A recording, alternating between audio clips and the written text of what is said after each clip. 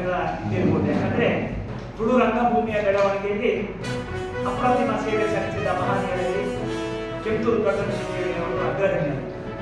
ಅವರ ತುಳು ರಂಗ ಚಳವಳಿಯ ದಿಸೆಯಿಂದ ತುಳು ಭಾಷೆ ಮತ್ತು ಮತ್ತೆ ಪುನಶ್ಚೇತನಗೊಂಡಿತು ಎಂದರೆ ತಪ್ಪಾಗಲಿಲ್ಲ.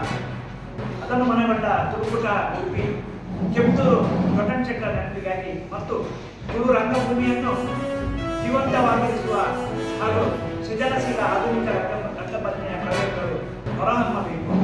ತುಳು ರಂಗಭೂಮಿ ಅನ್ಯ ಭಾಷಾ ರಂಗಭೂಮಿಗಳಿಗೆ ಸರಿಸಮಾನವಾಗಿ ಬೆಳೆಯಬೇಕು ಎಂಬ ಉದ್ದೇಶದಿಂದ ಪ್ರಾರಂಭಗೊಂಡ ಕೆಂಪೂರು ತುಳು ನಾಟಕ ಸ್ಪರ್ಧೆಯನ್ನು ಆಯೋಜಿಸುತ್ತಾ ಬಂದಿದೆ.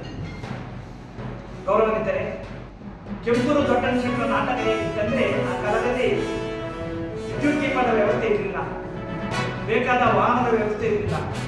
ಎತ್ತಿನ ಗಾಡಿಯಲ್ಲಿ ಊರು ಸಂಪರ್ಕಿಸಿ ಕೈಯಲ್ಲೊಂದು ಲಾಟ ನೀಡಿಕೊಂಡು ಅಲ್ಲಿ ಸ್ಥಳೀಯವಾಗಿ ಜನರನ್ನೆಲ್ಲ ಒಟ್ಟು ಮಾಡಿಕೊಂಡು ಅವರದೇ ಶೈಲಿಯಲ್ಲಿ ಒಂದು ಒಳ್ಳೆಯ ಸಂದೇಶ ಕೊಡುವ ನಾಟಕಗಳನ್ನು ಅಲ್ಲಿ ಆಡಿ ತೋರಿಸಿ ಜನರನ್ನು ರಂಜಿಸುತ್ತಿದ್ದು, ಇವತ್ತಿಗೂ ಅವರ ನಾಟಕದ ಅಭಿನಯ ಅಥವಾ ಅವರು ರಂಗಭೂಮಿಗೆ ಸಲ್ಲಿಸಿದ ಸೇವೆಯನ್ನು ಇವತ್ತು ಹಳೆ ಕಾಲದ ಅನೇಕರು ಸ್ಮರಿಸ್ತಾ ಇದ್ದಾರೆ.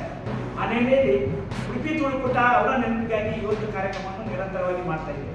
ಈ ಬಾರಿ 23ನೇ ವರ್ಷದ ಕೆಂಪೂರು ದೊಡ್ಡನಶೆಟ್ಟರ ತುಳು ನಾಟಕ ಸ್ಪರ್ಧೆಯು ಇದೇ ಜನವರಿ 5ರಿಂದ ಜನವರಿ 10ರವರೆಗೆ ಉಡುಪಿಯ ಎಂಎಂ ಕಾಲೇಜಿನ ಮುದ್ದಣ್ಣ ಮಂಟಪದಲ್ಲಿ ಆಯೋಜಿಸಲಾಗಿದೆ.